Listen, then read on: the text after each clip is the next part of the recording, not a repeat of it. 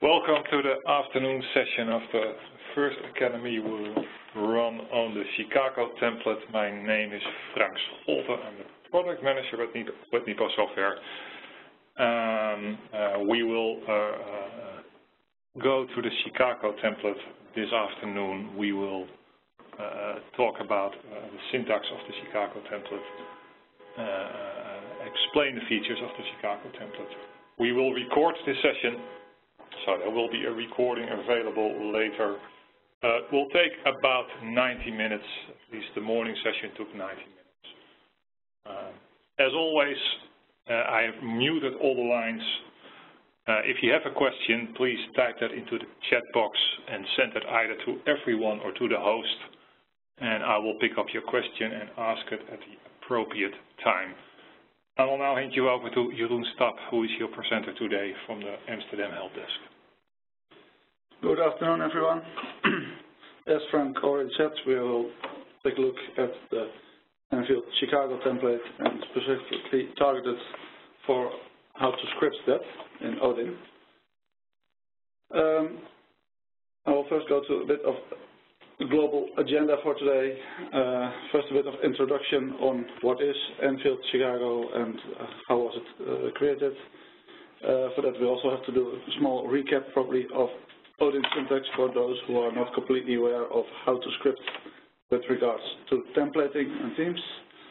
And then the biggest part will of course be the overview of features and the actual syntax for each individual feature.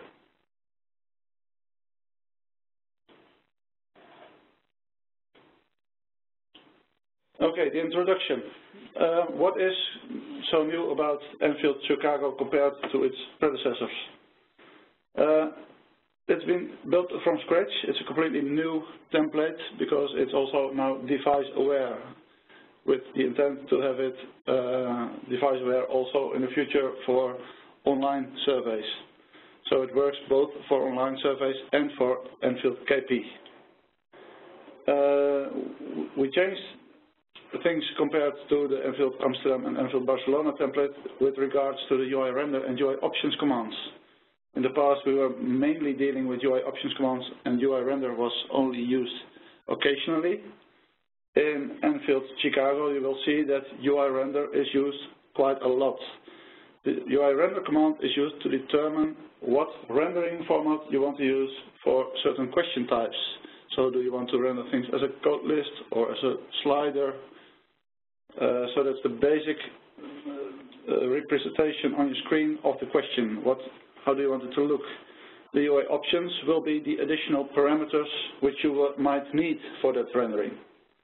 So this is also where the script actually is changed. What you need to script for it is different, which also means that the template is, for the most part, not backward compatible with Enfield Barcelona.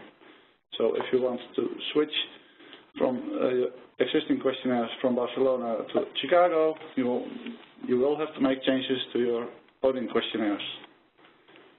Another important feature of NfieldChicago is that this, as the first template in its Pro, actually supports the matrix and block commands, which means that you can use matrix for putting multiple statements and questions about those statements on screen, and you can use block to show multiple questions on one screen. This was already possible, and the syntax for that had already been released. However, it was not included in Enfield Barcelona, so if you would want to use that in the past, you would be able to use it, but only without an actual templating, or you would have to build a template for it yourself. Let's take a small recap of the ODIN syntax. To use a certain template in a questionnaire, you will have to start your ODIN script with the template command. And the template command, you can define the name of the template you want to use, and optionally a theme which is defined on that template.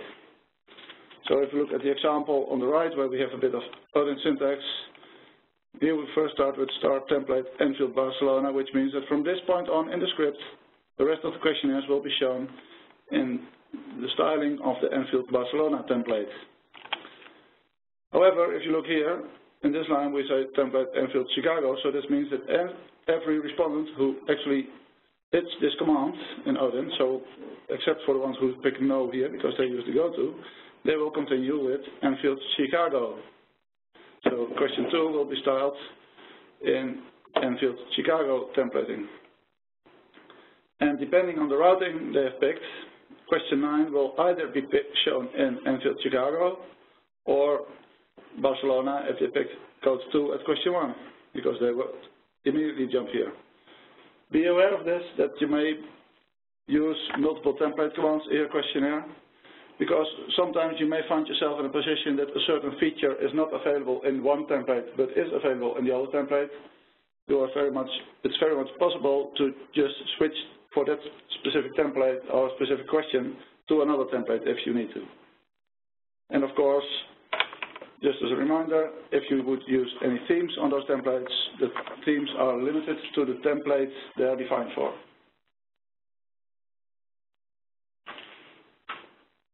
As I said, the UIRender command is a bit more important in this new template, so let's also take a recap of what was the UIRender command actually doing. UIRender, you can use it in two ways, either by saying a default setting for a certain question type, an ODIN question type, where you say, okay, from this point on, UIRender, my question type needs to be rendered in this specific rendering type. So in this case, example, star UIRender star codes equals button means that from this point on in the script and all the questions in between here, those will all be rendered, all codes questions will be rendered as a button type. Until we reach the command UIRender codes equals nothing, then it falls back to the factory default of the current template. The alternative is that you want to do this only for one specific question. In that case, you may also use UIRender as a question option in the ODIN syntax, and meaning you put it on the same line as the one question you define, and in the end you will say UIRender just button, because this UIRender is put on the same line as the question definition, so it knows that this implementation is only intended for this question type, on this specific question. The next question, in this example question 20, will be rendered in the standards, in the default rendering again, because there is no UIRender, and this one was only filled for question 10.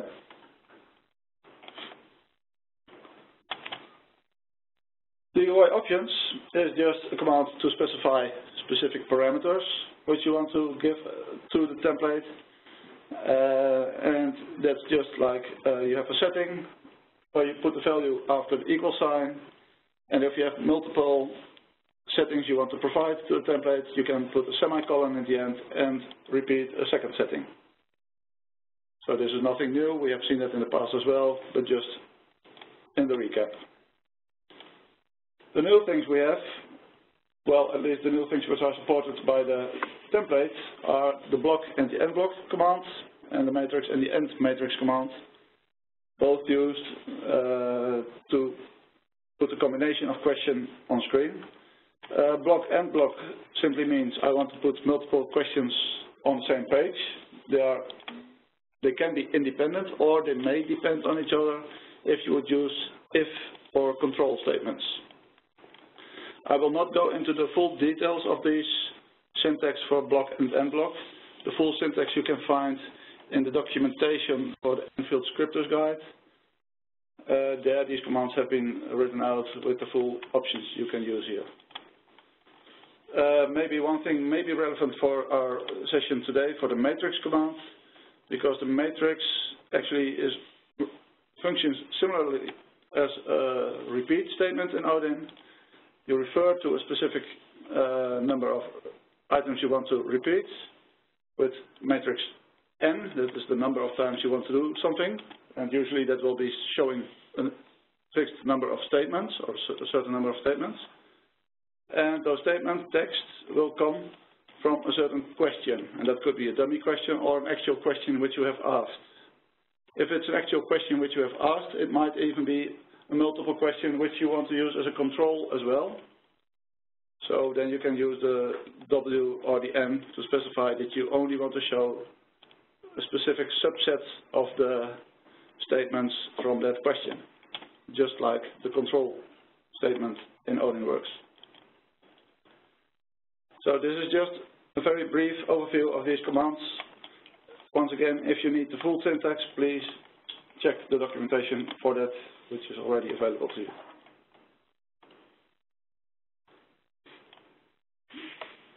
Going to the overview of the features in NfieldChicago.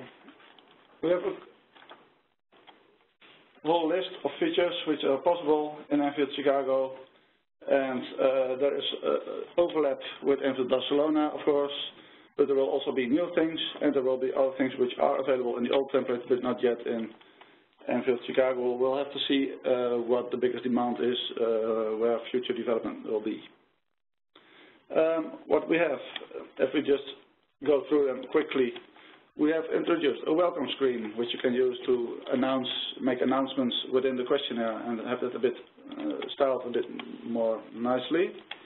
Of course, we have standard category questions, where we can opt to show those categories as buttons, or an autocomplete, or a select, which is drop down, if you are not familiar with the term select. For number input, you can also have the standard number input, or sliders, where you can just use a slider, or some slider where also a total amount is shown next to the, which is the sum of a couple of individual sliders. We can use alphanumerical inputs to just ask for text, but you can also use that for asking a date in a calendar or a date picker format. And that calendar can be a pop-up calendar or an inline calendar. We have what we call the old grid. That is the grid how it was defined in Enfield Barcelona.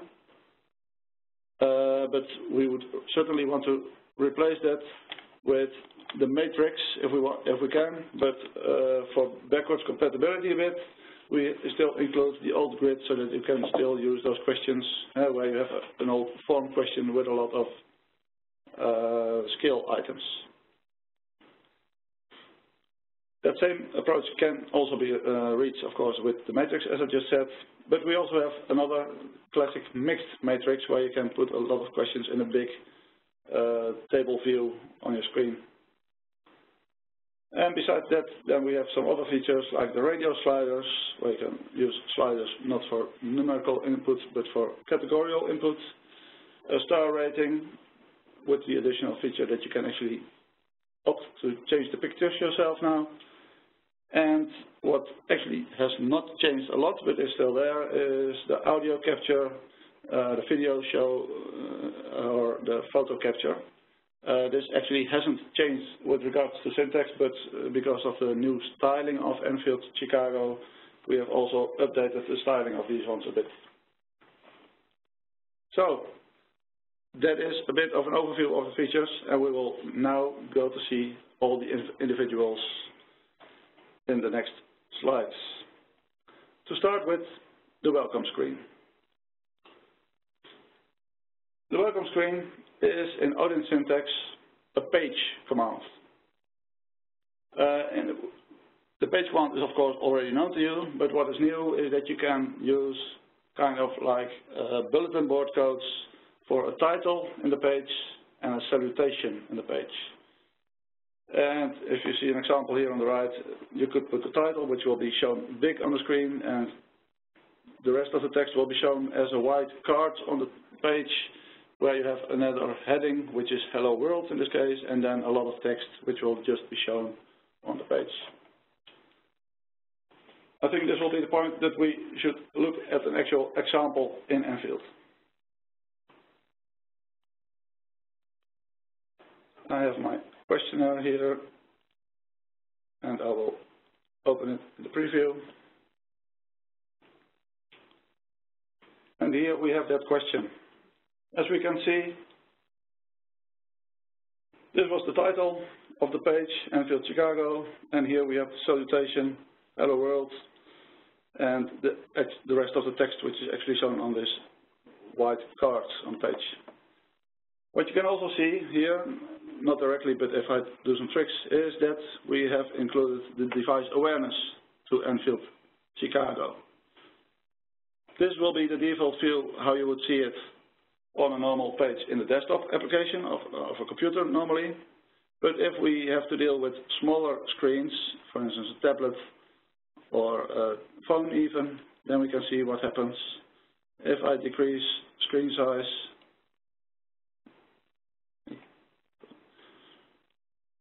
Then you can see that indeed at a certain point the border on the top will become smaller and the margins will decrease. The text of the header of the page is actually shown on top of the card, so the positions of the elements are a bit different. And if we go even further to an actual small screen, you'll see that even the margins on the left and right will completely disappear. And that is all taking effect automatically, more or less, as arranged by the template.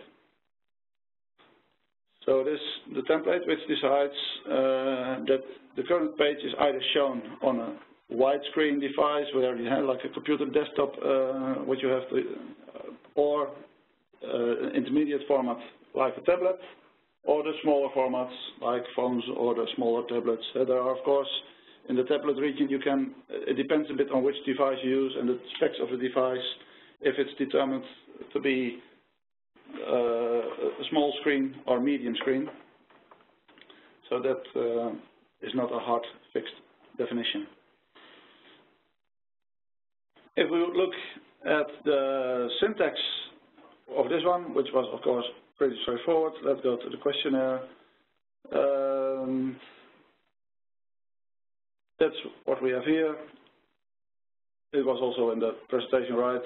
Start page, and we can use button codes for title and slash title, salutation, slash salutation, and some text we want to display.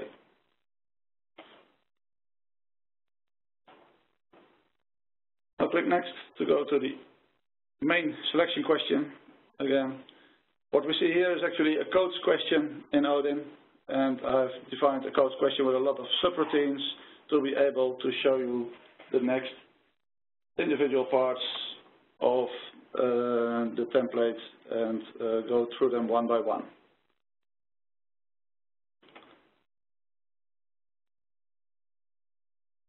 Might even also want to take a quick peek on that question. This is the main selection question. We see it's just defined as a code. The only different thing is that I've specified it to use 3 columns, which we indeed also see. And there are 3 columns shown here.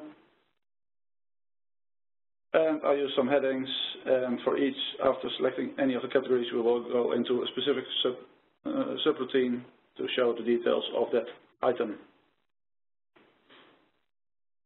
Another thing which you also see is, okay, we can use headings where text are displayed. It's also common ODIN behavior, but also if you use a blank line in your code list and you look at the page, you will see that that blank line is also represented by not forcing the number of columns to continue, but the next column will start again on the new, the next answer will start at the next column again, first column.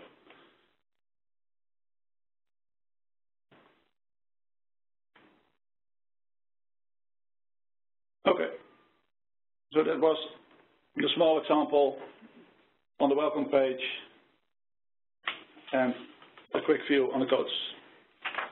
Let me reiterate, if you have any questions, please type them into the chat box and we will pick them up. Let's continue. Yeah. So, codes questions, that's the first thing we will look at. The standard ODIN syntax applies, of course. You can use all things like minimum, maximum, manual button definition. But in general, we can also make use of some common UI options in NfieldChicago. One of the standard options you can use in practically every question, actually not just the code question, is to add an instruction text to the question. The actual question text will be shown in bold bold characters on top, but below that you may have an interferer or respondent instruction, which will be in smaller case. You can, for codes questions, you can define the number of columns you want to use. Of course, the number of columns is not a hard definition because we are device aware nowadays. If you specify that you want to use 10 columns, but there's only so much width on a page, it might be that if those columns do not fit on the screen, that they will automatically float over to the next line, so you actually see less on smaller screens. So this will be your ideal definition of the number of columns, but the device awareness may actually effectuate it. Another thing is, if you use pictures anywhere in the questionnaire, you can use the UI options zoom is equals true, which means that there will be a magnifier icon on the picture, which you can click, and you will then see that picture in a bigger size on your screen, so that you can zoom in into the bigger, if the pictures would be too small otherwise. Standard, all pictures which you use on the page will be scaled down to more or less the same size so that they fit within the same size box.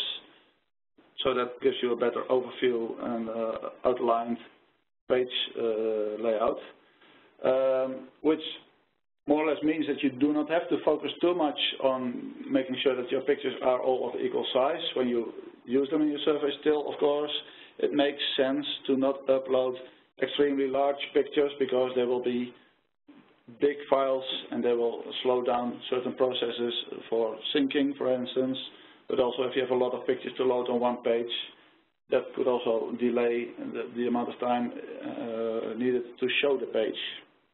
So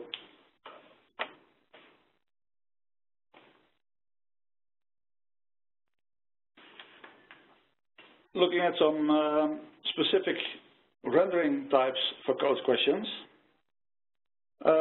we can do multiple things. By default, our code questions will be shown as all categories in a long list, vertical aligned, so all codes underneath each other, what you are also used to in your existing questionnaires. In NfieldChicago, you may also define your codes to use button styles display, so you would render them as UI render star codes equals button. In that case, all the answer categories will be shown theoretically on the same line, but if it doesn't fit, it indeed floats to the next line, and the buttons will only take as much space as what is needed for the text on the button. So that would be useful if you have a lot of smaller categories, for instance, or so that you can actually put more information on one screen. A completely different way of rendering would be autocomplete, what we use to know under the name type ahead. This is where you actually show the code list as a drop-down select box, and you need to first start actually typing the answer, and then as soon as you've typed a certain number of characters, the sub-selection of available answer codes will be shown as a drop-down where you can pick the answer you need. So that is autocomplete, formerly known as type ahead. Then we have the standard drop-down, the select, which would mean UI render star codes equals select. So the code list will not be shown as answer categories all on screen, but as a drop-down. And then when we have a big mixed matrix, we can show our categories. Instead of vertically, we want to show them horizontally because that's how matrix is shown. In that case, you want to use UI render star codes equals horizontal. But we will see the last one later on in the presentation. So these were the rendering types, and now we also have a lot of specific UI options, and mainly for the autocomplete. If I go back one screen, you will see that things like the buttons and the selects and the horizontal are relatively small changes to the way codes are rendered, but the autocomplete completely changes the way the question is shown and how the interaction for the user is.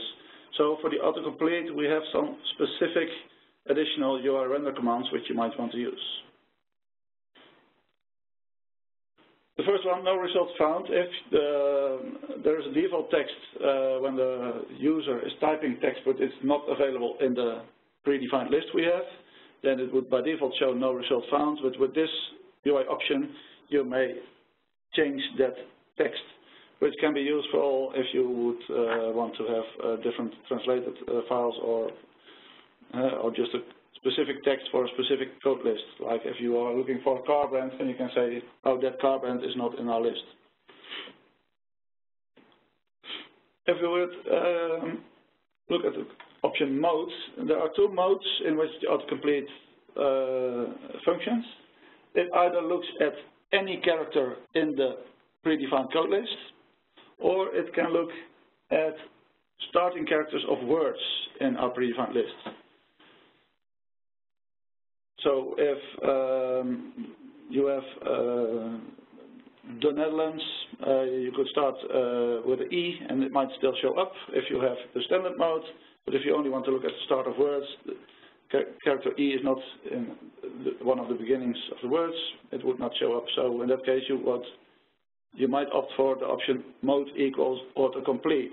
It depends on which one you prefer. The length trigger can also be used, which determines how many characters does the user first need to type before the autocomplete actually starts filtering the total answer list.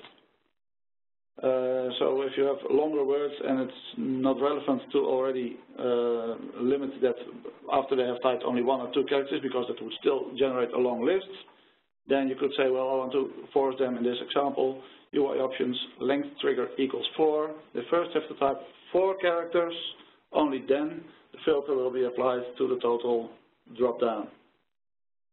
And of course we can use something like a placeholder here, which is actually valid for most questions where we have literal text input. By default, the text input would be showing an empty box, but you can put a placeholder there, which is text which is shown on screen already, but will disappear as soon as an actual answer is typed in there. So that's star UI option, placeholder equals whatever text you specify.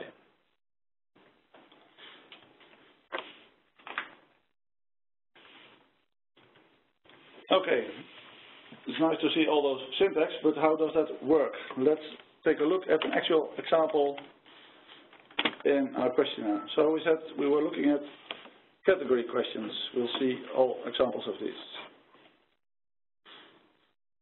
Standard categorical questions. So we can have a couple of, here's a repetition of what we already discussed.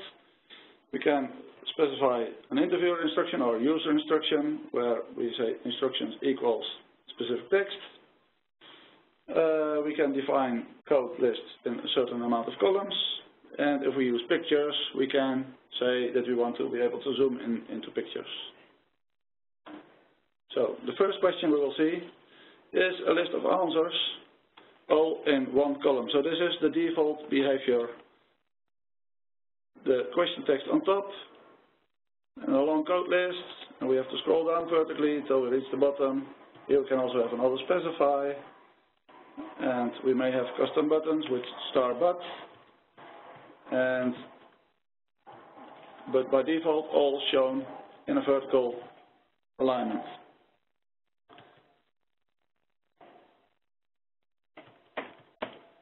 Looking at the syntax of this,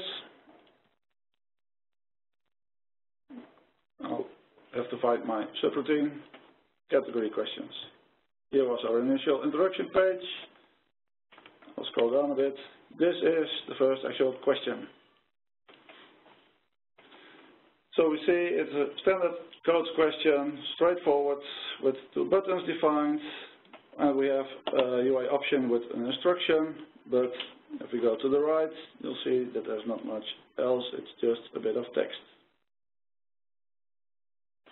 And we use a list of codes, which is predefined, and we have an additional code, auto specify, where we can use star open, even no com, which is at this point a bit obsolete, I see, because there is no control on this question anyway.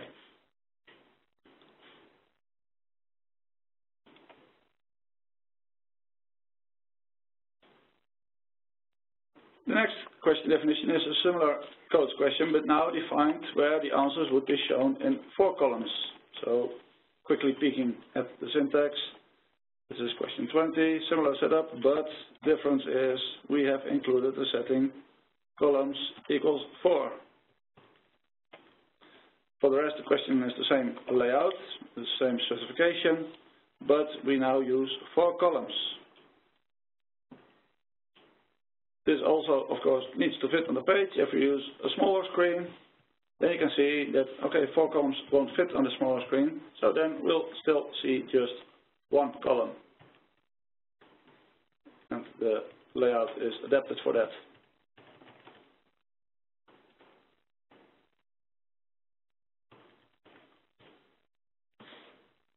In this case, we have the next question is a multiple answer question. And here's a small difference compared to Enfield Barcelona, where you could actually see checkboxes in front of them, and which would denote that certain answers would be single type of answers. Here we can see that because they are exclusive categories are shown by default in gray, just as it is more like an inactive item or specifically different than the other ones. We have 3 columns in this definition, and none of these exclusive category shown like this. And as soon as I would click this, you will see that the other ones will be deactivated, just as our common ODIN behavior is. Syntax for that is, of course, again, relatively straightforward. The difference is that we have a multiple answer code question. There are no images, but again, we have 3 columns defined, so that's why we see them in 3 columns. And this is the exclusive category defined by the NL. So far, this is nothing really new compared to ODIN, what you already know, right? It is just straightforward ODIN syntax. Only difference is how it is shown on the actual screen in the template. We have one question about the number of columns. Can they be fixed so that they will always have the same amount of columns on, no matter what the device is? That would only work if you define a limited number of columns, because on a small screen device, it is impossible to actually put like 5 columns. Yep. So that would only work if you know what the smallest device is, the smallest screen devices you are using, and then actually making sure that it will fit that screen. Yes. Okay. Yeah. Let's continue. Okay.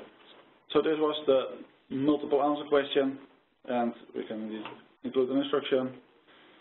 And now for the next question, which is again, as we already can see, in the multiple answer question, but now it also will use pictures, as we can also see here in the question definition. So we will see pictures next to the textual definition of the categories.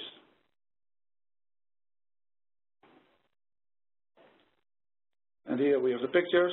And in this case, I've also specified that I want to use the zoom option so that we can see, okay, we have a magnifier icon here.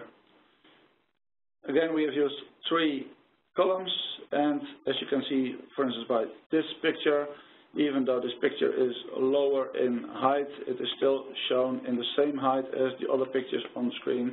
So we try to use the same layout for each picture on the page to give some standard overview here. If we click on the actual zoom icon, for instance for the kiwi, then you will get a pop-up, which is an overlay, and you can see the big picture. You can close it again to get a better look of the picture. And for the rest, it is a multiple answer code question, just as any other. 2 exclusive buttons possible.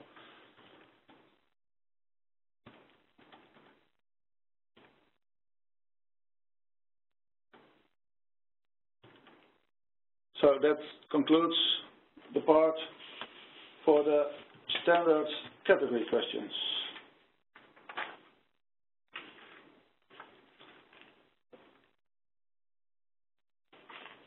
Let's continue with the categories shown as a button. It is not completely different, but in this case we have a codes question with UI render for showing them as buttons, and this is mainly intended for short answer codes. Well, so yes, no, they are put on the same line as we can see, not that relevant. But if we have a lot of small ones, we can all put them here instead of having multiple columns or having them all vertically aligned, so they are all on the same line. Of course, now my list is still too large to put on one line, so indeed from aqua and further we see that they actually float to the next line.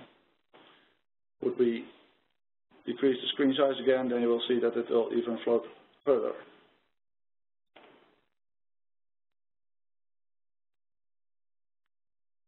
So, depending on screen size, the display of the items adapts.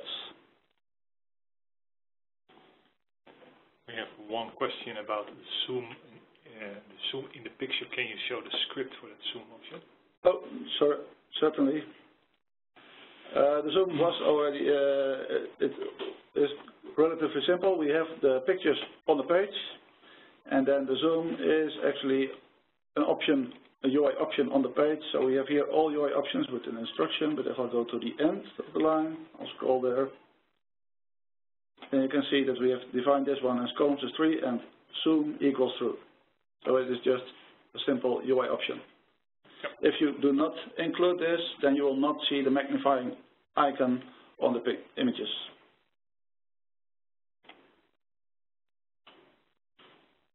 Okay.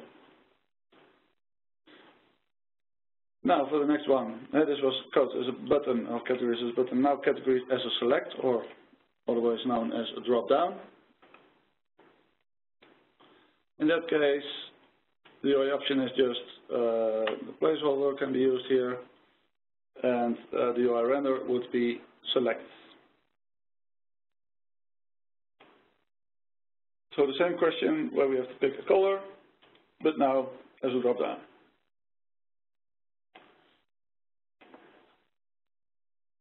And if we look at the syntax for that, oh, I have already skipped the UI rendering for the buttons. This is, of course, the syntax for rendering codes as buttons. Let's first do that again. In this case, I opted for using UI render as a standalone command. So from this point on, all code questions will be rendered as buttons until I say they are not. So from here on, it continues up to here, where I again say codes should be rendered as default, and no specific rendering, so default. And now for the select, similar, UI render code equals select means that all code questions from this point on will be rendered as selects or drop downs, and that continues until I reach this command again. So I could also have opted to just say UI render select on this line, right? So that is how UI render command works. And in this case, we have the select, and I just had the instruction text there and a placeholder text here which says pick your color. So if I go back to the categories as select, well, since it's a subroutine, I will again see my previous answer, but I can clear it, and then you will see, oh, yeah, of course this won't work because it's already submitted. Anyway, that's why you would see the placeholder. We will also see it when we do autocomplete. The autocomplete is indeed the next one, is also a kind of a select, but with a specific behavior, of course, that you need to type in the answer yourself. And we have a set of additional UI options, right, which we already covered in the PowerPoint, but here they are repeated again. We have no results found we can use. We can switch to a specific mode for matching all characters in words or only the beginning characters of words. We can use a length trigger, and we can use the placeholder. We'll first look at a question where we did not specify any of those additional features. We just look at what is your country of birth? So say I'm going from, if I type Nica from Nicaragua, you can see that this one does not match on any word specifically. It just looks at any position in the string because it has a match here within Dominican Republic. It also has a match on Dominica and, of course, in the starting word Nicaragua. So this is without any specific UI options, just the UI render autocomplete. If we look at the questionnaire, we can see that. So here we have the autocomplete items, and then it's just like, okay, codes equals autocomplete, and the only thing I specified as UI option is an interviewer instruction, but no specific UI options for the autocomplete itself on this line. The next example, however, is the same question, more or less, but now where we actually specify a lot of additional options. I'll highlight the line if I can. Oh, if I can, as I say.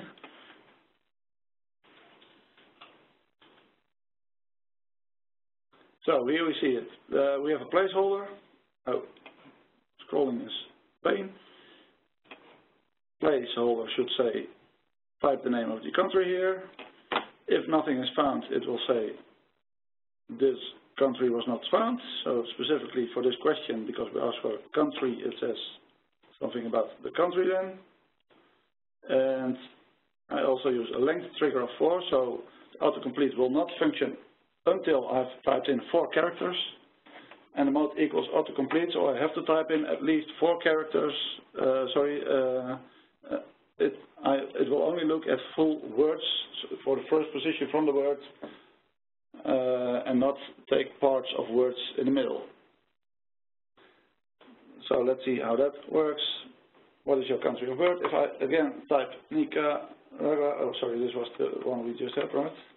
Yeah, this is my country of birth, so I have to actually select an answer, of course.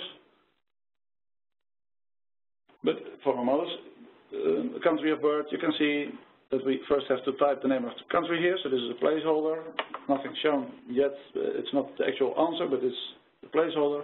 And if I start typing here, nothing happens yet, because I first need to type 4 characters, so nothing happens yet. And only when I have actually typed 4 characters, then it will show me a possible answer. In this case, only Nicaragua, because that was the only answer starting with this full string. All the other ones were having this text in the middle of words. Also, if I type something completely wrong here, then it will say the country was not found. So, what if there would, well, there won't be a country with less than 4 characters, but what if there was an answer with less than 4 characters? There's no way. That's a typical example of bad scripting then. Okay. Okay. Because then indeed you have no options to select at all. Yeah. Okay. So you won't be able to continue. So that's something you need to think of yourselves. Yep.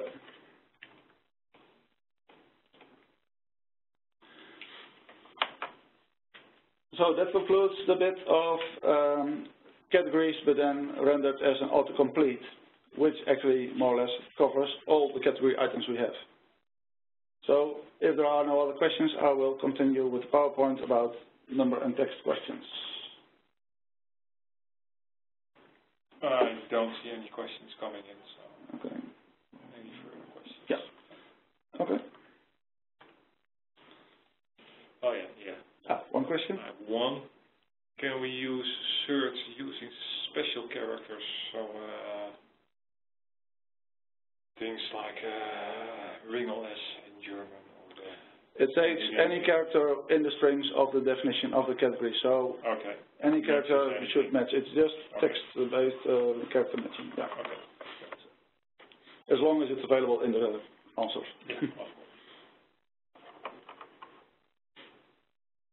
Okay, the next part was rendering types for number questions. Of course, we can have our standard number input where you just ask for a number, like what is your age, how much money do you make in a year, what does that article cost, where you just put in a number, or some other formats. We can also have a numerical slider if you don't want to specifically type in a fixed, very specific answer, but want to use a slider for a more common overview of what the possible answer range is. Then you can use numbers as a slider. And you can also use a sum slider, for instance, very useful when you have to spread a certain amount of percentages over how much money did you spend on the following topics or so. Then you can use a sum slider where you also see the total amount of the individual sliders, and you will see what valid ranges you would need there. Again, since this is open text input initially, the input field is a number, you can use for those items, you can use the placeholder text as a UI option.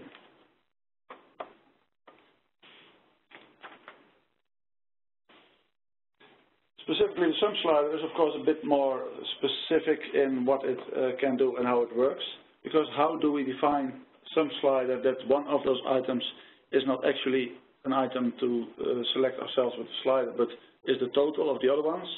Well, in that case, that specific number element in the form question should be defined with the UI options field equals total. So by adding this to one of the number elements on the page, you mark this one to be the total field. If you are dealing with currencies for these items, you can also use a UI option character equals and then your currency signal.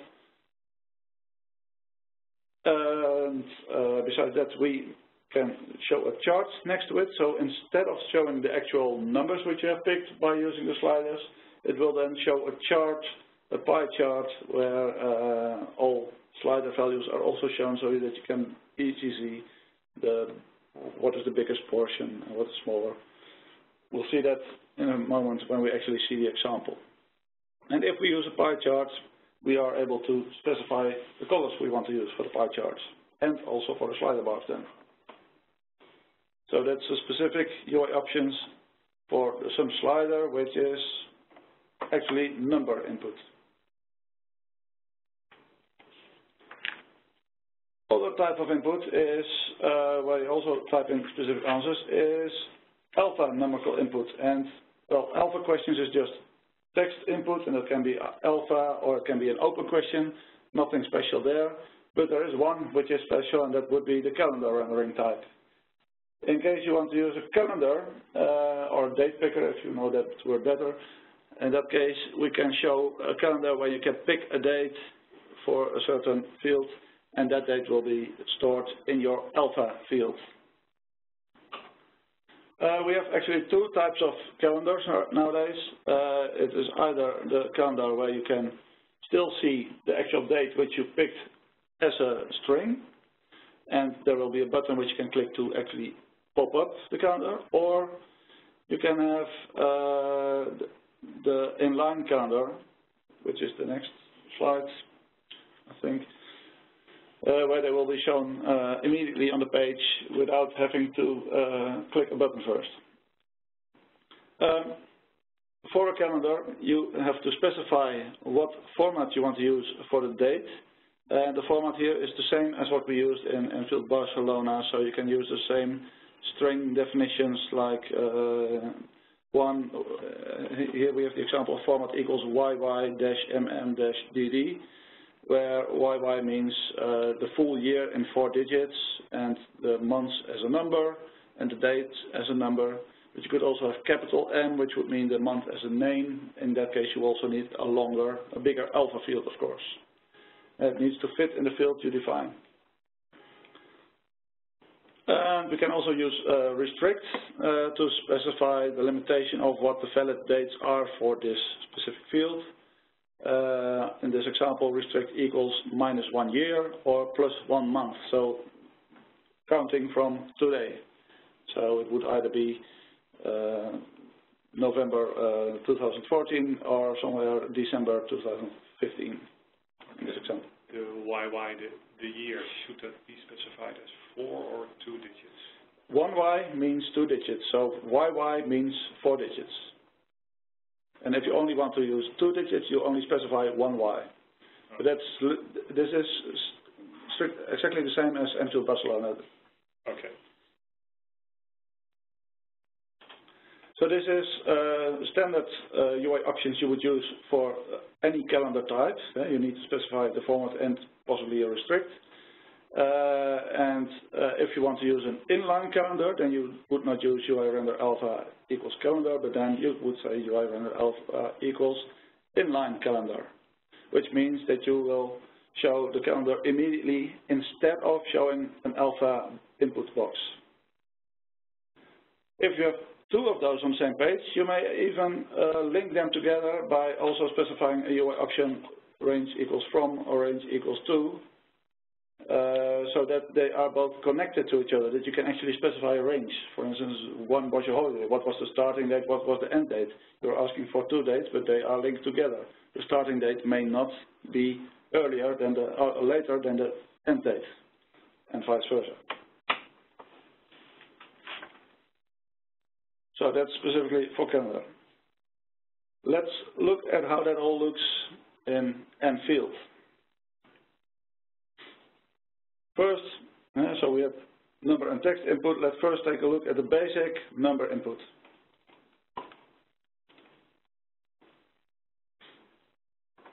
To repeat it once more, you can have standard numerical inputs, or UI render number equals a slider, or UI render number equals Sumslider.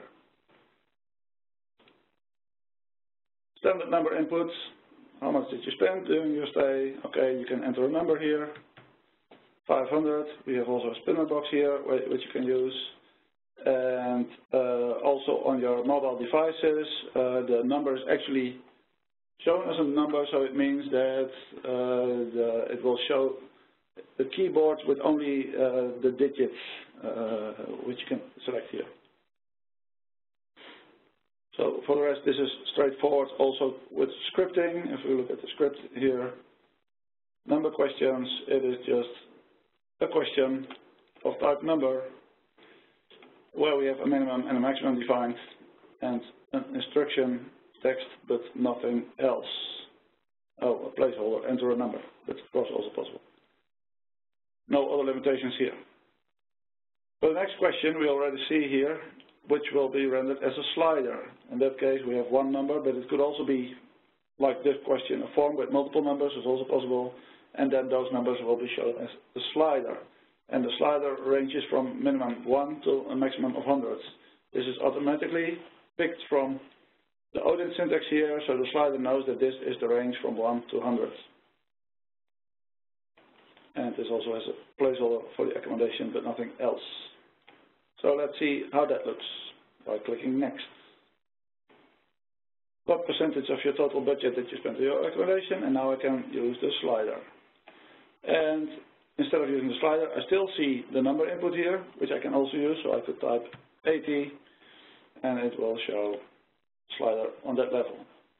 The slider actually doesn't change much if you look at this on smaller screens, because it will just shrink the available size on the page a bit, but it will still remain a slider. It will just use a smaller portion. The actual slider will be shorter on smaller screens, right? But that's not much different there. Could you place points on the slider, so we now have 100? Could we place 25, 50, 75 in between? No, at this moment that's not an option. But if that's something which is really wanted, that's something we would, which we could add.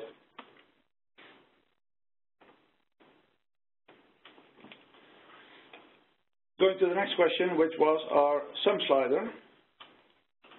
Looking at the syntax, we saw that it is UI render number equals Sumslider. And then we actually use a form question because we have multiple number input fields. And because we have a Sumslider, we have, in this case, this was set up where all answers are optional, so we all have none, except for the total. And the total is marked with the UI options field equals total. So we know that this field is an actual answer regarding to ODIN. But for the user, this will not be an answer he will give himself, but it will be automatically created by actually sliding the sliders for the other items. We have 4 items where the values need to be between 0 and 1,000. And for the total, the answer needs to be within 3,000 and 4,000 before we may continue. Let's quickly check if there are any other things. We have here the dollar character to show that it is showing an amount. So let's see how that looks. Well, here they are. Just a repetition of a set of sliders, and on the bottom we have a total slider, but this one we cannot drag ourselves. It is shown that we cannot slide this one. We can only pick the other 4, and the total is derived from my answers to these ones. So if I pick this one, this one, this one, and still this one, then my total is still not sufficient because I still have to pick 3,000. So if I would try to do next now, I will get an error message that the answer is too small. I first have to make sure that I reach the minimum of 3,000. So those are, of course, all criteria you can set yourself. That is depending on the range from these ones, and if you actually set a minimum and maximum on the total, it is included in the validation of the page. This one also on a smaller scale, nothing changes. It's just multiple sliders underneath each other. Well, nothing changes, of course. The total page layout changes a small bit because we actually lose some margins like this piece here and here. But for the rest, the slider itself is the same. So now we should be able to continue. And now the next question is a Sumslider, but with a chart instead of numbers. So we see that we are not showing the number boxes anymore when we show a chart. And we see some fancy colors here, which we can define ourselves. So it can match a better styling than what I picked here. And as soon as I create some selections here, it will show the pie chart to the right, where you can actually see the actual value you picked for that category. So for lunch it says that I picked 770 here, but I no longer have the option when I show a pie chart to manually type the number. So that is a difference in the requirements. And as soon as I add new items to it, you will see that the pie chart is filled with those additional values as well. And of course, and then here we have the total number. If we show this on a smaller screen, then it will actually change a bit, because if it becomes too small to actually show the pie, it will again enable us to show the numbers. And the pie chart itself is no longer shown. So that's the difference in the layout. Looking at the syntax for this again. Would there be a way, if you lose the pie chart on a device, to actually let the pie chart reappear on a device? If you lose the pie chart, can you make it reappear? Yes, you can. With a theme. Oh, yeah, of course, and of course by tilting the device. Okay. So indeed, if the screen is too small for your device in the portrait view, you can flip it to the landscape view, and then it will probably be wide enough to show the pie. Yeah, that is provided if you have given the device orientation free. If you haven't and you want the pie to be shown, just supply that this question should be in a landscape mode. Yeah. And then the pie chart will be there.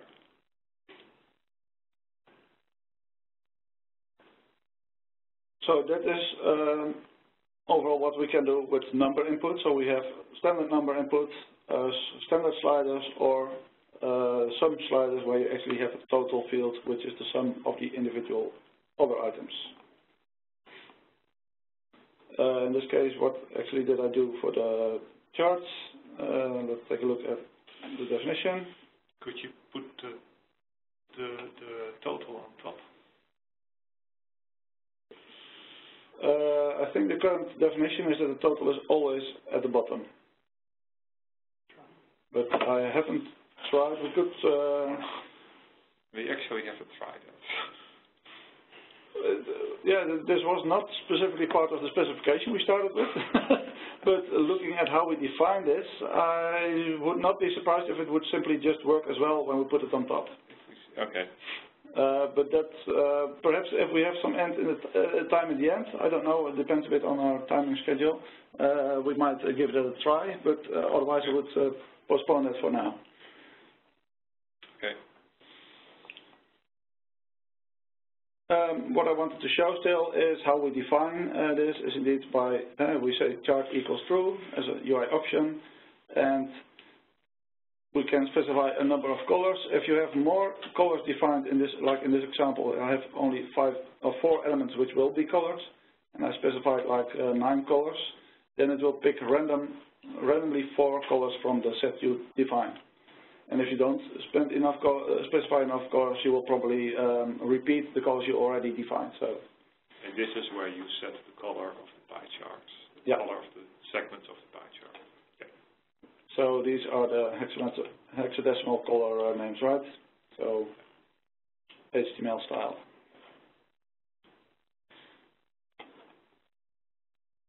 So that concludes the part for number input. Now let's continue with text input.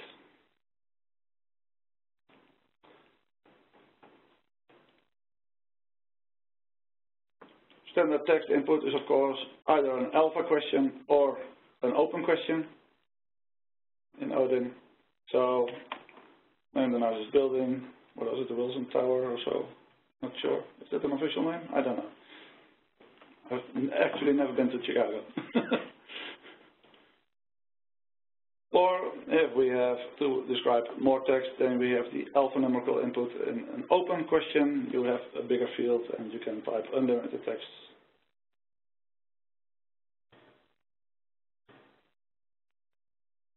Blah, blah, blah, blah.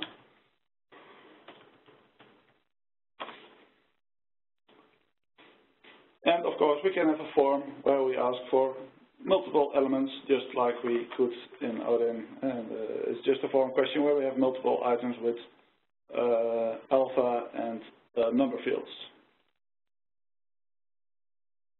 Well, it's already suggesting my name, so let's pick that one. I hope to be 25, and I earn a lot of money. So this is straightforward form question type. I don't think that's much special about that. If we quickly go through the syntax of that, here we have the first open type question, which is an alpha question. So for short answers with a limited text. Yeah, I already thought that I was forgetting something, and now I see. Limited number of characters can be used on alpha because the definition of the field is only 20 characters, so that's the maximum number of characters you can type. If you need full open answer text, of course, we use *open to define a question, and then it will be rendered as a text area, where you can, of course, use a placeholder. And in our form question, where we can have multiple fields, besides the placeholder, we can also use a character count equals true. And the character count means that it will actually show how many characters you can type there and what is still left for you to type. And I think I forgot to show that just now. So if I use back, then we do see it here, because there was a field of 25 characters and I typed already 6 characters, so there are 19 left. So if that's important, that the number of characters is limited and you want to show that to the user, you can do that like this.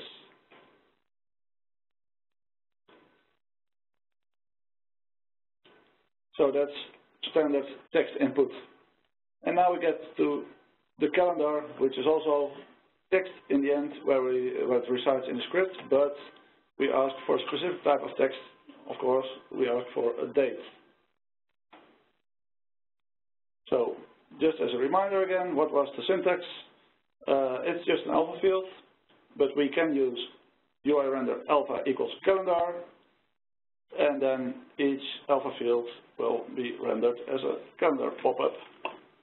We have to specify the format, otherwise we will not be able to know what type of date we get. Yeah, there will be a default, of course, but you most likely want to specify it in a format you want.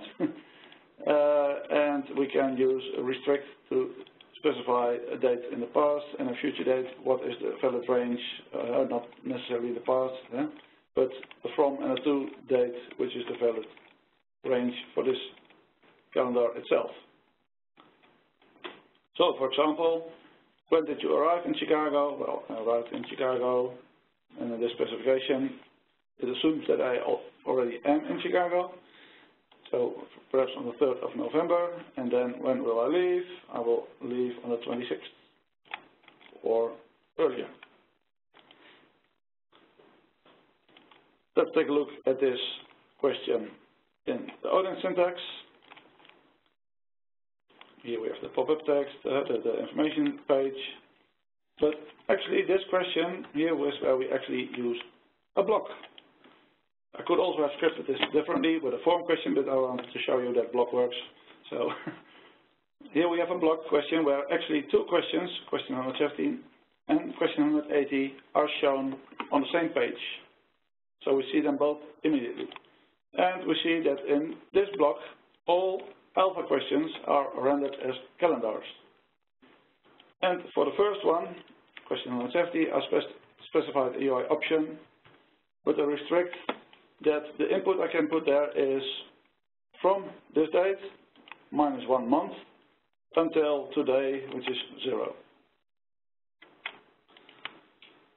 And I specified the format of my date to be year, year, month, month, day, day. So that will be 4 digits for the year, 2 digits for the month, 2 digits for the day. And this is already here, but this is not valid, I think. This is the other one. The range from and range to actually is a small mistake from my end, I think. They should not be on display. They have no effect for the standard calendar type. Because we also see, if we look at the actual runtime, I can change something here, but it has no effect for the valid dates on the second one. So they are not linked to each other. But we do see indeed that the date is stored in 4 digits for the year, 2 for the month, and 2 for the day. The next one will be the inline calendar, where we actually can put a logical code. Sorry? What format will the UI options follow? Is that standard format, the format that is only modified? So, for instance, American format would be month, day, and not day, month. This format is how you define it in the script. Okay. That's why we have the format command here, so that you can dictate what format you want. This format also specified, if I use this format, it also means that in my restrict, I may use a date like 2012, 12/31. This would be valid in this format. Would I, however, have specified my format to be like this, then my month should have been like this. Okay. This is all similar to the syntax as it was in Enfield Barcelona. Okay.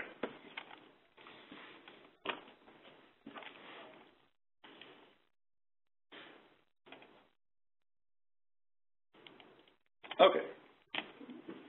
So we just saw the standard calendar, where you have just independent calendars and you can have multiple calendars on one page if you want to. But in the case where you actually want to ask from a range of time, so a starting date and an end date for the same event, then you would probably prefer the inline calendar, where you can actually combine those two. UI options format and restrict still apply here, but so you can specifically say, okay, the starting date should at least be in 2012, and the next date should be in the second half of 2012, for instance. But with using the range equals from and the range equals to, you can actually link those two calendars together. And that would look like this.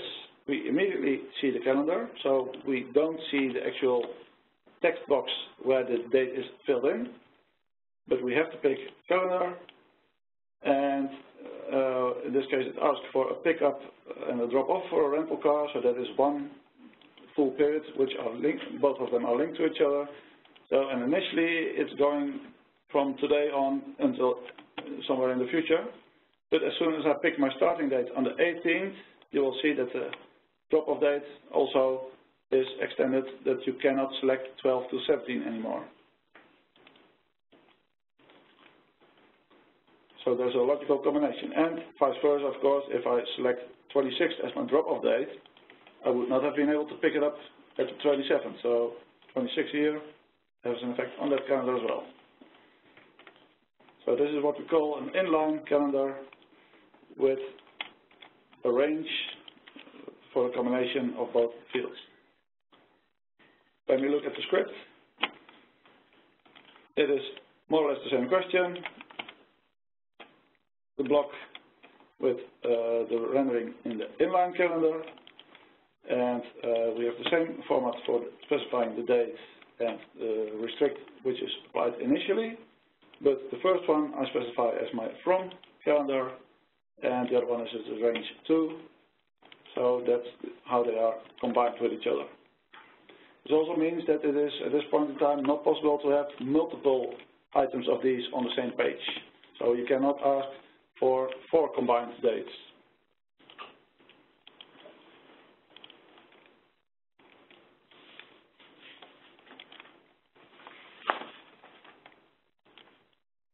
Quickly checking if I'm not missing anything.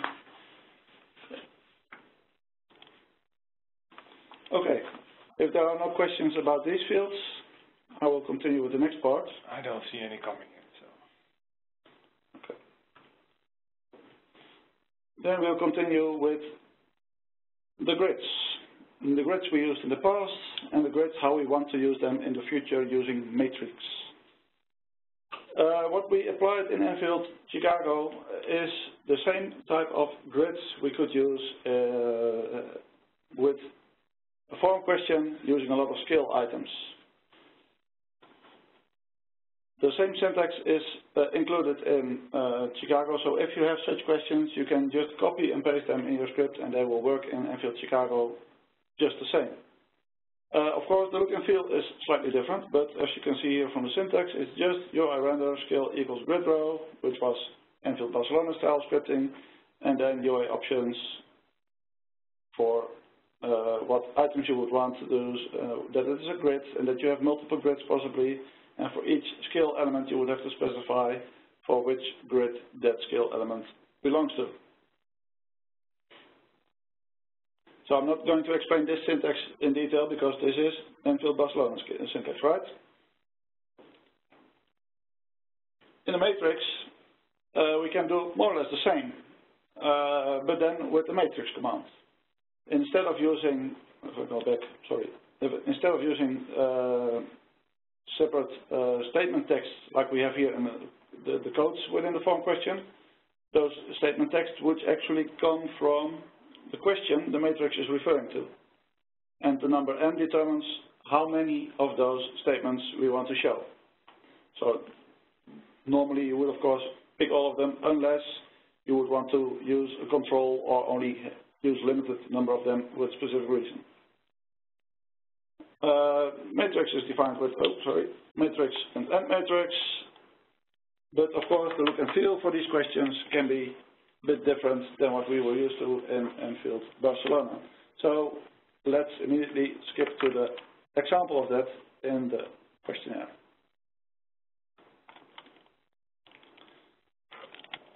The grid and matrix. First of all, the Enfield Barcelona style grid. This is the grid how we used to know it. Just a form question with a lot of skill elements in it. Here is how we implement this in NfieldChicago. We have the statement here. Chicago is nice during the summer, and I have the text here immediately as buttons which I can click, and as soon as I click one, it will scroll down to the next one which I can answer and disagree and totally agree. So I can go through my answers. This is how we would show that on a large screen.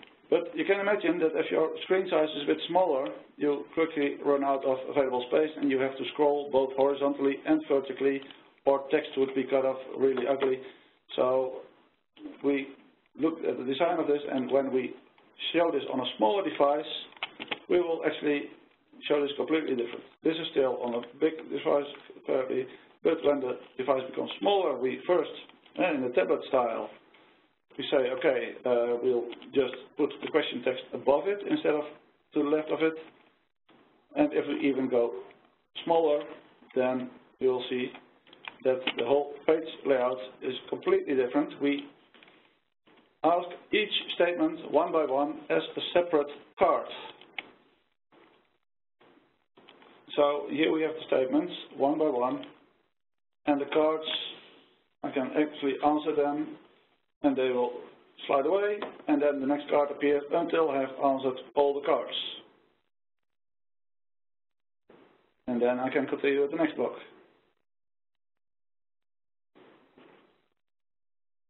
Another part of cards on a smaller screen, so again a grid. But now, when there are multiple answers possible, then I can just click one answer and let the card slide away, because I first have to confirm that I'm done answering the question.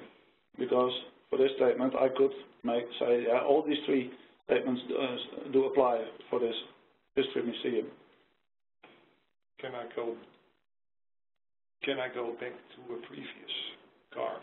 You cannot directly go back to a previous card. You'll have to go through the whole set of cards, and then you can go back to the beginning. Okay. Because this is all rendered in the browser. It's not the ODIN script driving this, it's actually the template driving this. And there's no back button here. If that's really an important feature, it is possible to create that. But we decided that it's usually makes more sense to go forward in the script. And it is still possible to go back if you really need to.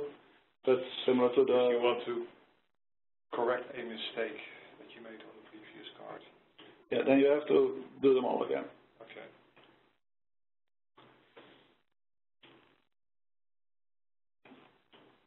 So, but for the multiple answer cards, you still there actually is a next button which you can click. For the other ones is also less obvious because there's no next button either. Yeah, and indeed, in the full screen, we go back there. Then you will see them all at once. And you can see the IDs, and now we have other categories. And here you can immediately see that it's multiple answer style. Right? So this is still the Enfield Barcelona script with grids and scale elements in a form question. There are, of course, a couple of drawbacks to this type of scripting, if you look at the script. First of all, you have to specify a lot of instructions here to actually make it work. Because for every element you have to specify your UI options and specify to which grid it belongs. And the grid definition in the question is also not that easy, because you have to specify, okay, I render the question as a grid type. I have perhaps one or multiple grids. In this case, I have one grid position, but in this one below, there are two. I have grids equals day and night. And then I have a lot of label texts, which are these. But these are all instructions only for the template. And when I export my data later on, these texts do not appear in my variables, which I can use in my data analysis. So I have to manually update that later on myself. So that's why the matrix, we think, is a good replacement for the old style grid. Because if we look at a similar question in a matrix, then, and also look here,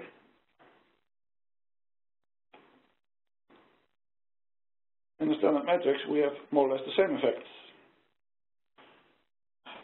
We repeat statements, a typo.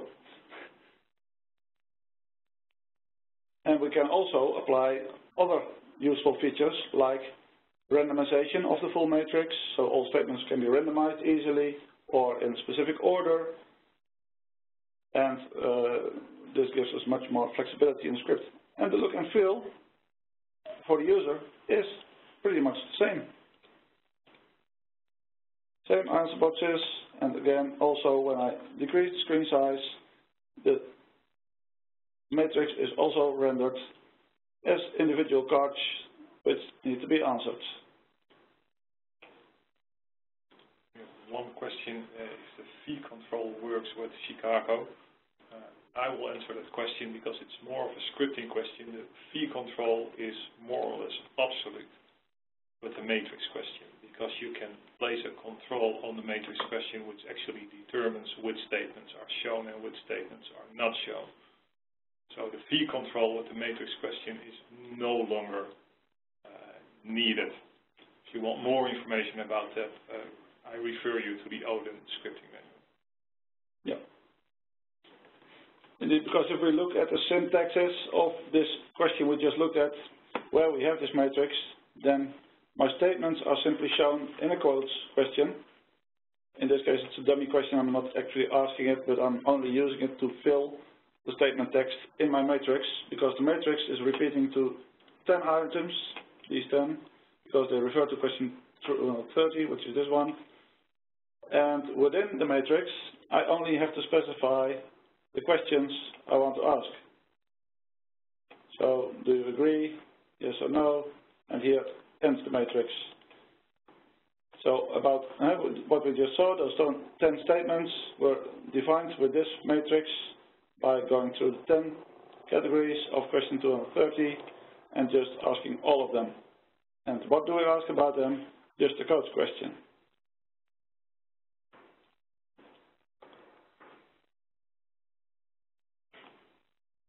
Similar thing applies when we have the multi-coded question, and what we also saw in the grid, where we could also have multiple answers. Then the syntax is just that the question within the matrix is just a multi-coded question.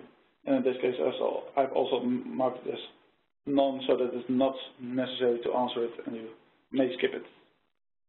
So this was the 10 with single type questions, and now the next one with, and I actually forgot to ask a question text here because I did not specify that for the matrix. As you can see, contrary to this one where we have a question text in the matrix, it's not listed here, so that's why we don't see question text here. But now we can pick multiple ones, and again, if I would decrease the screen size, you would see the cards again with the next button individually. So looking at the difference in syntaxes of one matrix versus a grid, I can see what I would prefer.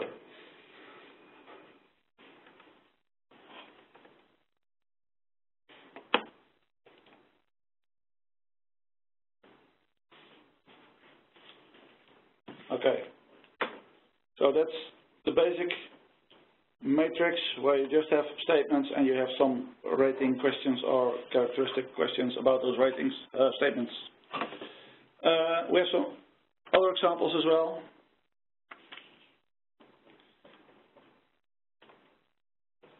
Where we also use the matrix, but then with a different rendering type.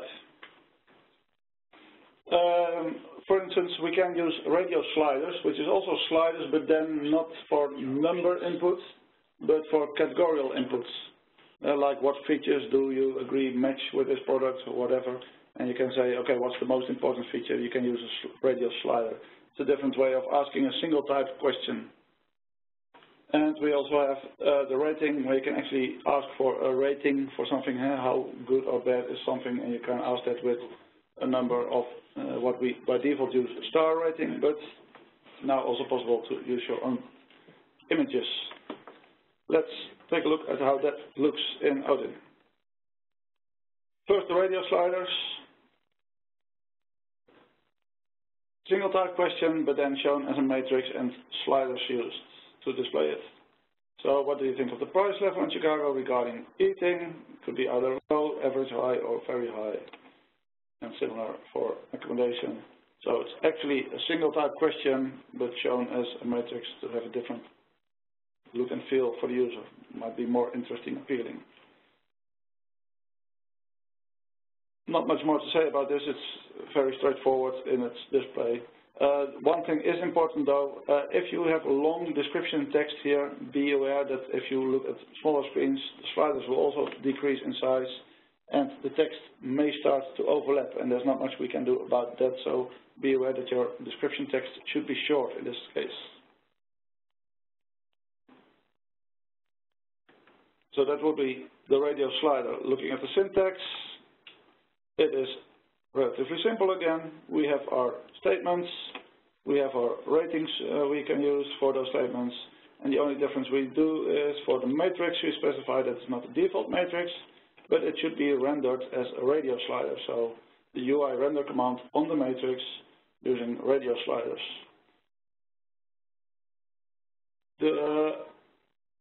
Actually, this is one of the latest things we have added to the syntax check of the ODIN developer, and it might be that if you are currently using the ODIN developer, which is on our website, it still will complain that this is not allowed.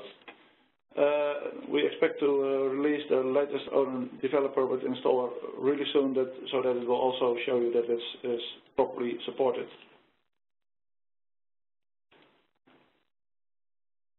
For the rest, the radio slider is quite straightforward. Next thing would be the alternative for the matrix for star rating. Again, we simply repeat the statements and then show them with the rating. These are the default pictures with gray stars by default and colored stars once we have selected the actual rating for an item. But of course, it would be nicer if we could select some pictures ourselves. And that's what we also can do from the script. We can specify custom images to use for the rating, so that you can select to have different images for this question. Okay. Looking at ODIN syntax, how does it look? Well, the default rating is, again, just a matrix, similar to the radio slider, but then instead of using radio slider as the UI render for the matrix, we now use UI matrix with the UI render of rating. If we don't specify anything else, it will use the default images for that. And here is the textual descriptions, which is the hover text of those images. If, however, for the actual ratings I specify 2 pictures, then the first picture will be the unselected picture for that category, and the second one is the selected picture. So in this case, picked star 1 means that was the open picture of the red star. Right, let's go back.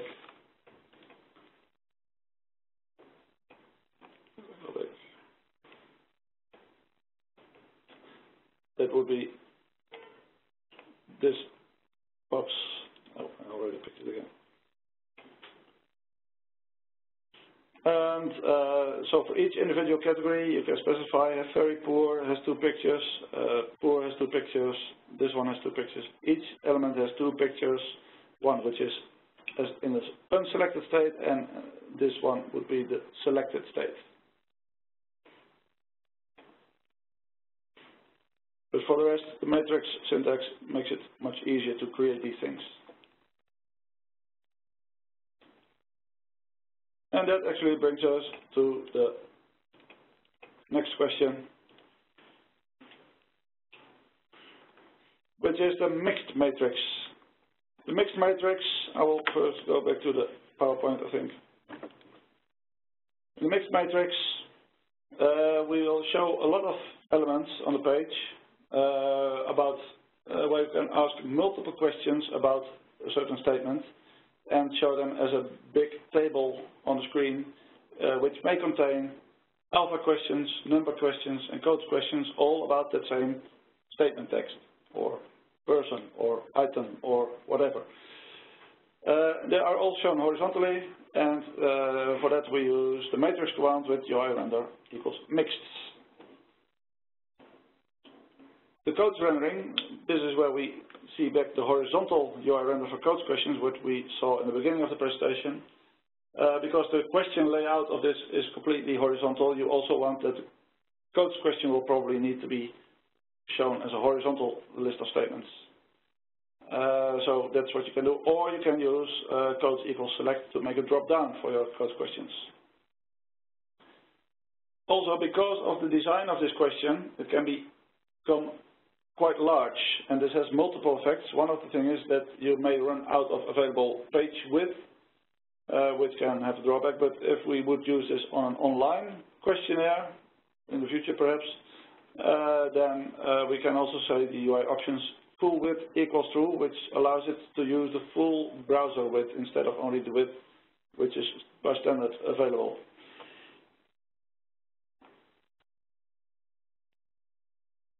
So let's have a look at this in the browser. Hey, wrong one. Mixed matrix. So alpha numbers, alpha questions and number questions you would show normally as just alpha or number input, but codes questions you could opt for horizontal display of the categories or as a drop down, and optionally full width. In this case, I've opted for a matrix where I actually have to pick a couple of persons about which I'm going to ask those statements, in this case the father and the brother, and then we get to the screen. For each of the persons, I have to fill in the details of the name, the age, the favorite food, but we see here that it is indeed too wide for my standard view. I have to scroll now, which I can also do using these icons to go to the right and left.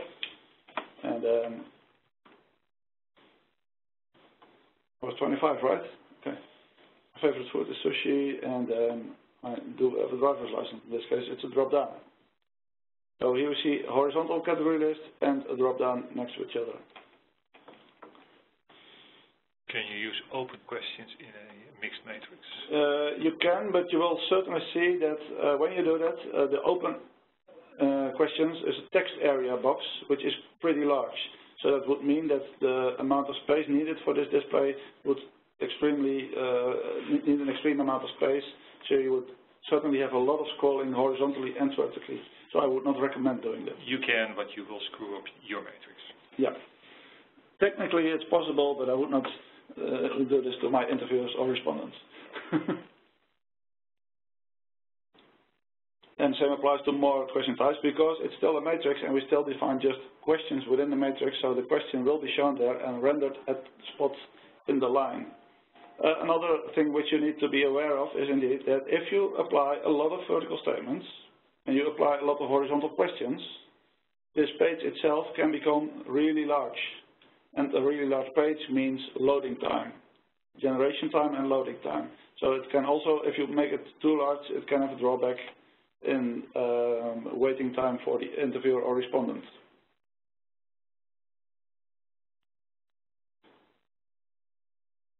Another thing is, of course, it's already taking too much space on my desktop view right now, but if I would decrease my screen size on a smaller screen, it would certainly also not fit like that. So when the screen is determined to be a small screen, we actually break it down into separate cards again, which are put underneath each other vertically, so that you have to fill it in vertically all together. So this is father and all the items for this person, and then the next person. So the items are no longer rendered next to each other then, but vertically underneath each other.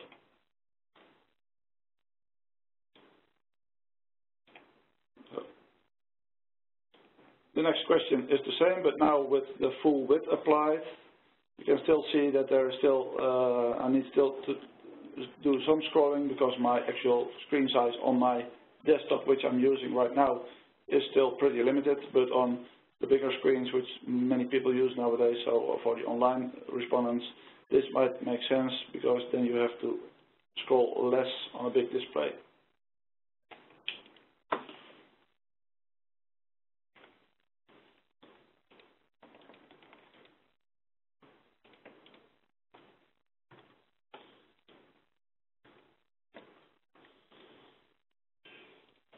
And of course, the important part here is how would I script that? Is there any way we can avoid the cards on a small screen? Can we? Did you want to force it horizontally? Yeah. No, it would not fit at all. No. because then you would only see the statement text probably, and there would not be space left anymore for anything else. In this case, this is the main selection question for the persons, and I'm now not using a dummy question, so that's why I'm actually asking it. And then I can also use the matrix using the reference to the question with a W to mark that I really only show this matrix for those categories selected here.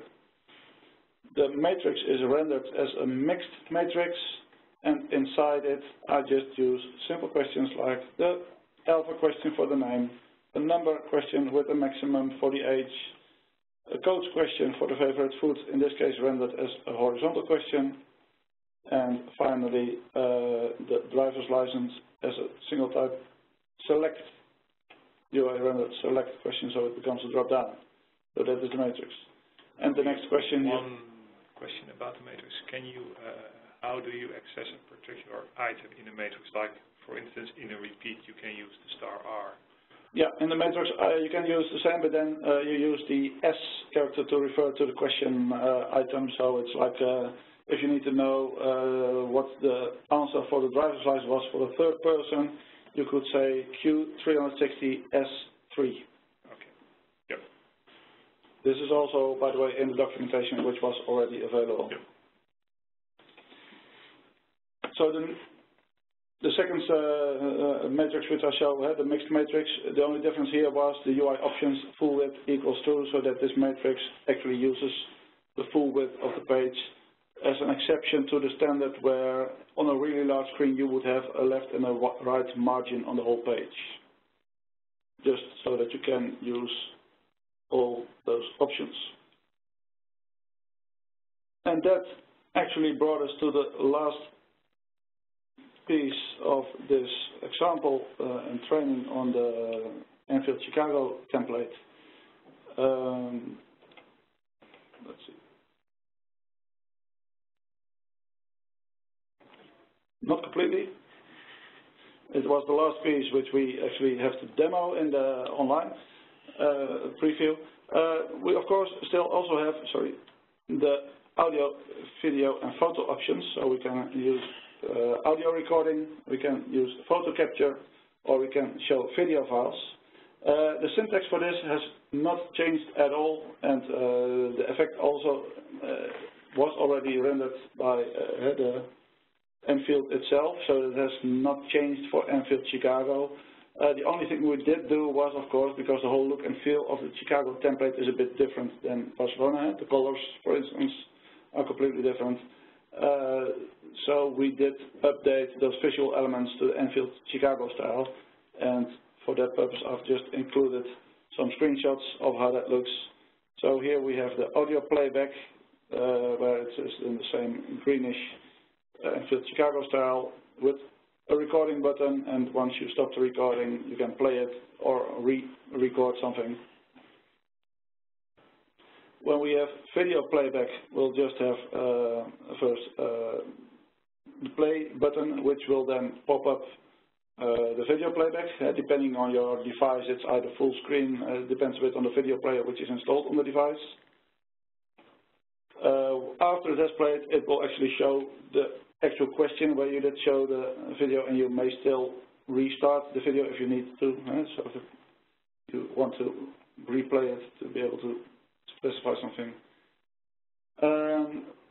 Photo capture is also more or less the same as what it was in Enfield Barcelona. You have first a camera icon where you can switch to the photo app.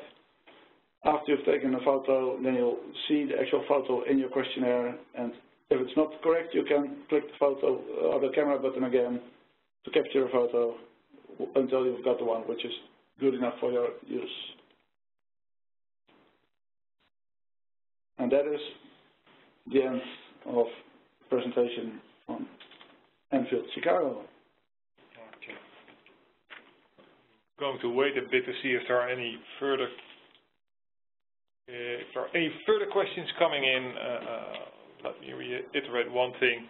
This is the first version of the Chicago template. It's an ongoing effort.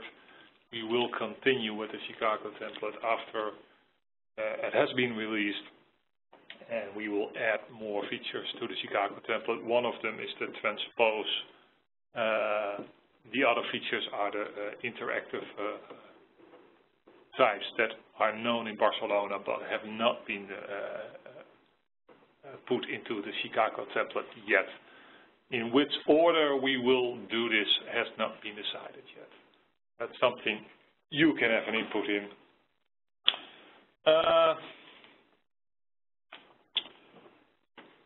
We will have a recording of this session. We will make it available tomorrow or Monday. It takes some time to actually put it in a correct format and then put it on the site. With that recording, we will have the documentation ready. The documentation is a script, an interactive script that you can go through that will explain all the syntax point by point. We will have that documentation up on the site at the same time as we have the recording up on the site.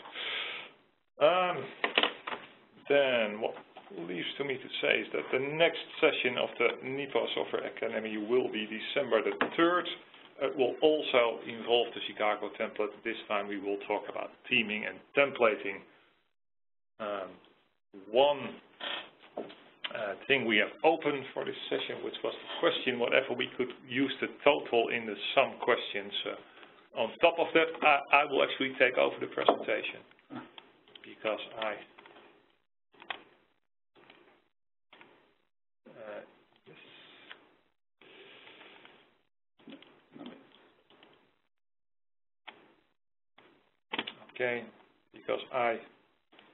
while I was doing things, have created a script. Let me actually see if, yeah, that was one.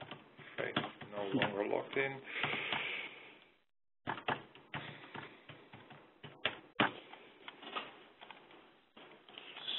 So it is the script.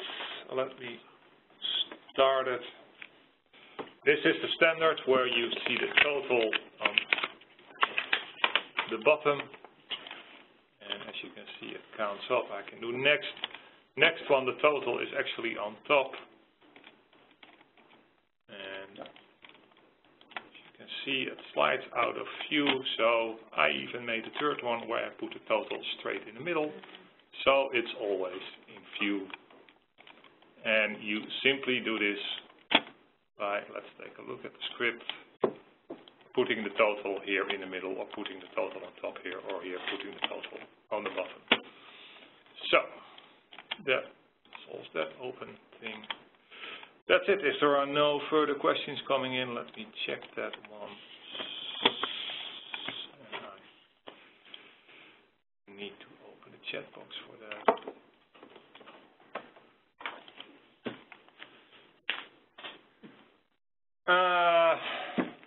We have one question, if the percentage can be after the number.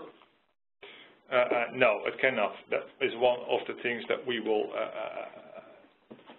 solve in a future version of the Chicago template. Okay, for that I thank you for your attention and hope to talk to you again in December the 3rd. Bye-bye. Bye-bye.